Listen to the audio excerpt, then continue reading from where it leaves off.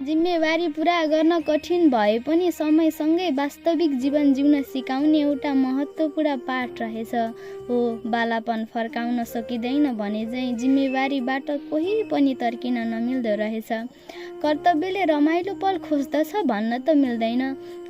कर्तव्यले रमाइलो पल खोज्दछ भन्न त मिल्दैन। तर मध्यरातमा मस्तिष्कले मेरो ओठको मुस्कान छिनेको देखेको छु। गर्दा गर्दै कति कुरामा म आफैसँग हारेको समेत सहेको छु। तर म आफैलाई गर्व गर्छु, धैर्यता छ ममा। मैले मेरो आत्मबल गिराएको छैन। निदानी हो म भन्दै आफ्ना रहरलाई तिलाञ्जली दिलाएको छैन।